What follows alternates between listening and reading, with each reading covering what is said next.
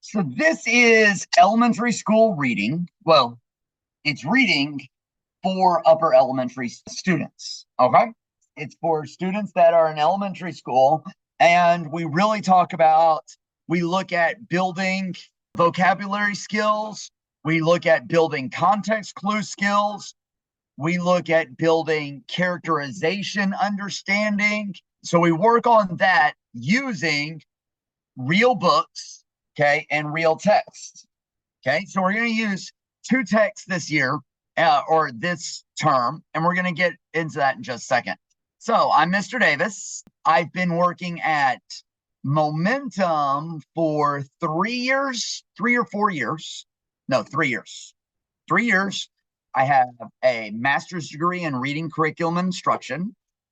Okay, so I know Jaden and Steven don't really need to know that, but like I write for schools, I show them how to teach reading in better ways and in more fun ways too.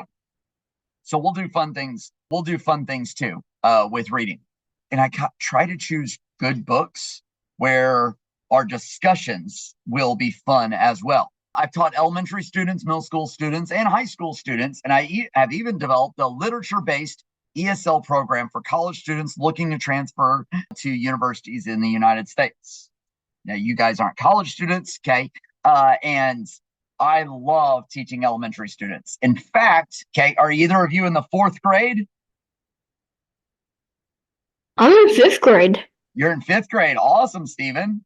So I've been teaching fourth grade now for 10 of my 14 years. I've taught fourth grade, okay? And so getting people ready for middle school is kind of what I do. All right.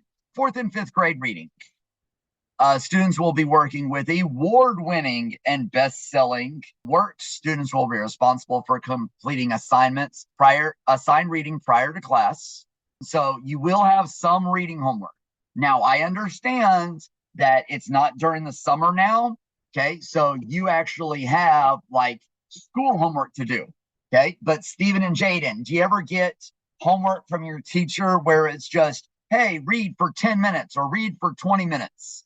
Do you get that homework sometimes? Yeah. Yeah. So my reading, you can do that for that class. Like if you're reading our books for this class, it counts for your homework for your other teacher. So you can kind of double dip that way. Okay. During this class, we're going to be working on test skills through language and vocabulary questions, both in class and in homework. Students will also be working directly with a variety of test-based questions derived from the text. So using the text, you're going to be answering context clue vocabulary questions. You're going to answer characterization questions, and we're going to look at that. We'll also look at using text evidence from the text to answer questions. So you'll be searching the text to find text-based questions. Let's see, engaging and meticulous reading enables. So when you understand how to talk about books and interact with books and engage with books, it makes it easier for you guys whenever you're reading later on. Okay, you're able to pick up new things better and in better ways, and you're able to comprehend books in better ways. And that's what we're going for here. Okay. So here's our two books. Anybody ever heard of Charlie and the Chocolate Factory? Or James and the Giant Peach? So Roald Dahl's written tons of best-selling books. The Witches is a popular one, okay? And that's what we're going to start off with. We're also going to go with Maniac Magee. It's a Newbery-winning book, okay? And it's just this, and it's about this kid growing up, okay? So we see lots of characterization in there. We're going to track how Jeffrey changes throughout the book. Okay. We're going to look at cause and effect, like what caused Jeffrey to change sometimes. So we're going to look at all of that as we're reading Maniac Magee. Have either of you read? There you go. Cool. And have either of you read either of these books before? Jaden, which one have you read before? Witches. You've read The Witches? Same for you, Stephen? You've read The Witches before? I read some of it. You've read some of it before? Okay. And so Maniac Magee is new to both of you, right? Okay. Awesome. Well, you're going to love. So normally, oh, well, not normally. In a lot of books, do you see a little bit of character change or a lot of character change? Like we just see like a little bit, right? Over the course of the book. So Maniac Magee is great because it focuses on one character. So it's a really great study of that character. Okay. And I love The Witches because, well, Roald Dahl just makes reading fun. He's like a Dr. Seuss for older kids. And so I love reading his stuff. Good. Going on. So we'll use Canvas. I don't know if you've if you have been on any of your other if you've ever done momentum classes before, but momentum uses Canvas. And it looks very similar to this, where you have your homework, well, you have handouts we do during class, okay? And then the homework you do at home, okay? But here's the funny thing is, the ones during class you're doing at home because you're at home anyway. But when it says homework, it means do it outside of class time. Okay.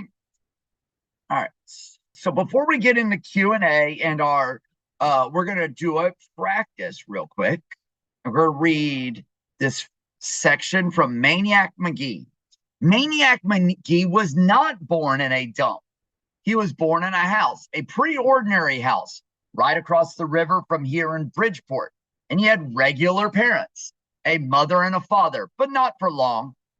One day his parents left him with a sitter and took the P&W high-speed trolley into the city.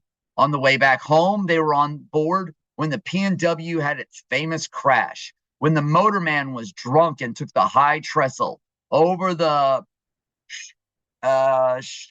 Schuylkill River at 60 miles an hour, and the whole caboodle took a swan dive into the water.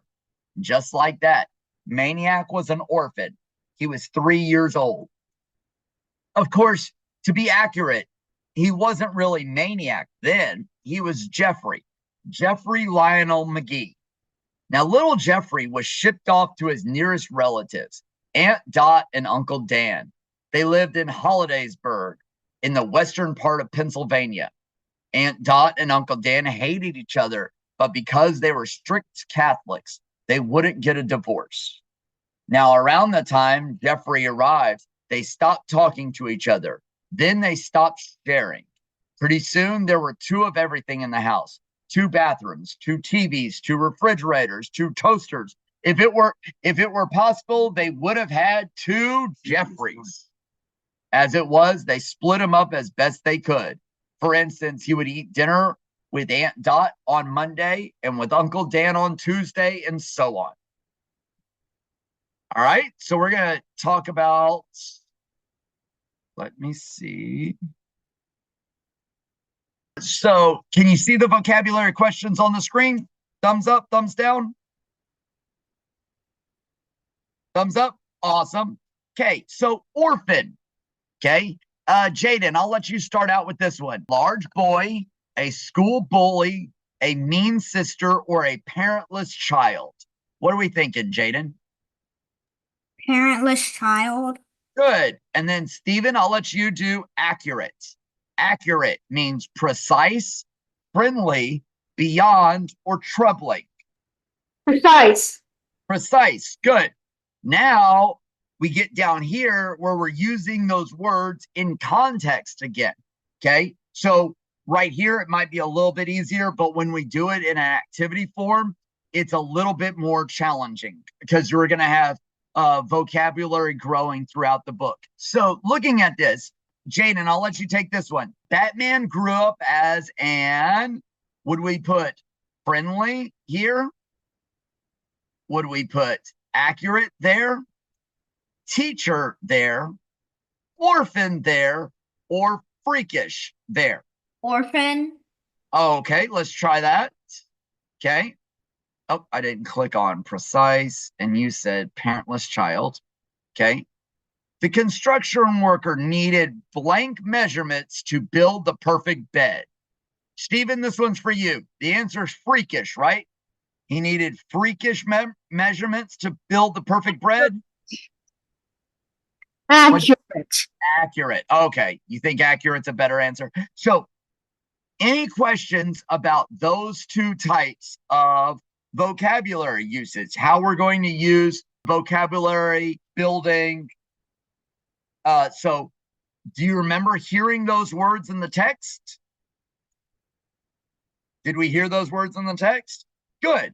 And so as we hear them in the text, sometimes they're not used the way that we normally. So you're going to have two types of words, okay? Words that are new, okay, or that you've only heard one or two times, and words that are also, okay, hey, this is a new word, okay? All right, sorry. Words that are new or you've only heard one or two times, and then words that are used in a new way. Okay, think about it this way: a record. Okay, we just finished with the Olympics. You heard the word record used a lot of times, right? And a record could be, it is the best at something. Okay, but don't musicians also record onto a record? And see how it's both. When we're reading, we need to make sure, okay, which version, okay, it is. Questions about that. Okay, so that's all in Canvas. We're going to go back to this, and we're going to look at one line, okay? And I want you to describe the environment that we think Jeffrey is growing up in, okay? So it says, Aunt Dot and Uncle Dan hated each other, but because they were strict Catholics, they wouldn't get a divorce. So now that Jeffrey, okay, doesn't have parents, okay, remember his parents died, okay, and he's living with Aunt Dot and Uncle Dan. Stephen, would you describe his new home setting, okay, as a very positive home setting or a very negative home setting? Negative. Yeah, a very negative home setting, okay? And part of the reason why, okay, we call it a negative home setting is because of what word? What word did you see in there, Jaden, that made Stephen think it was a negative home setting? Strict. All right, so we see the word strict. Frank, did you see any other words in there, okay, that made it seem like a very negative setting? Hate.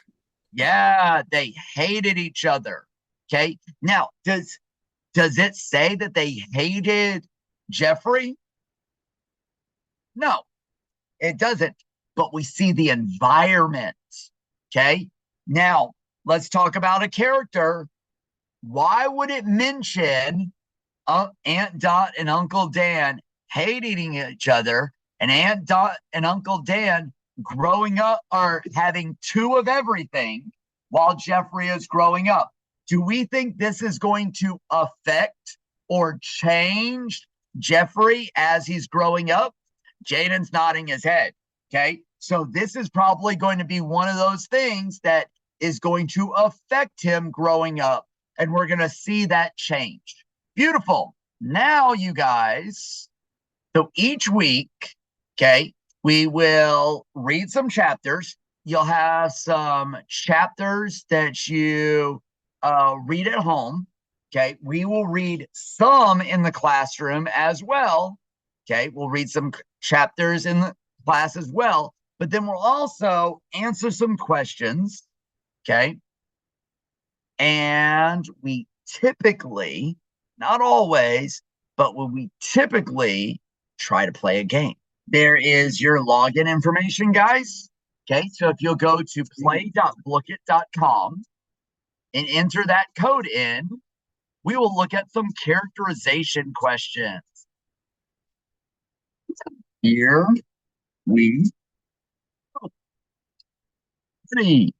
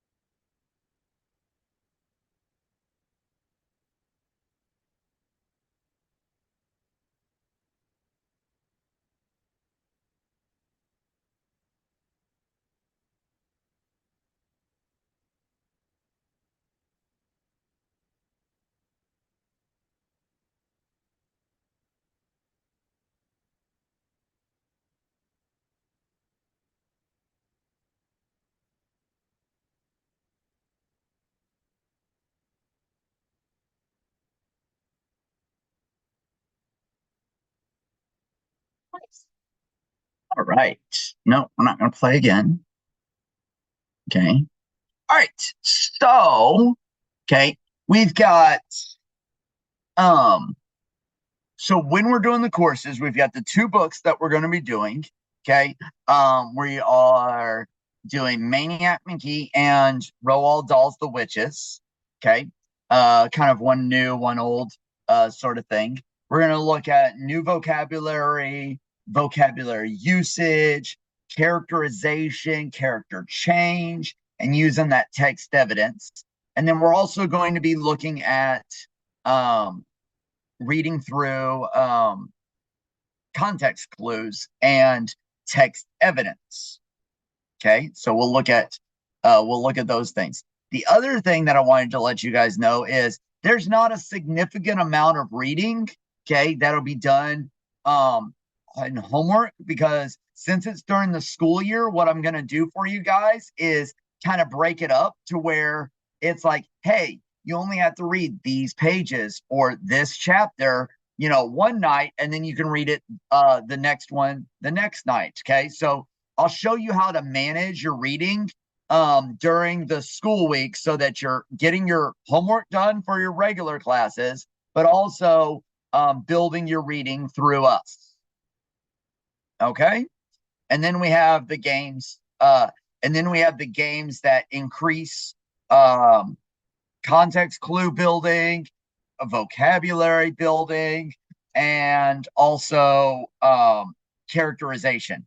Because these started out a little bit harder, right, Stephen? Right, Jaden? Right, Frank? Those were a little bit harder when they started out. But the more it's that repetition, right? You started to look for those clues, started to remember things. Okay. So all of those things add up into it. All right. Any questions from you guys? All righty. Well, I hope to see you soon. Okay. And I'm super excited about these two books. I'm super excited about balancing it the way we're going to balancing it the way that y'all read it during the school year. And I'm super excited about the games that we're going to get to play as well. So I hope to see you back. And you guys have a great rest of your Saturday.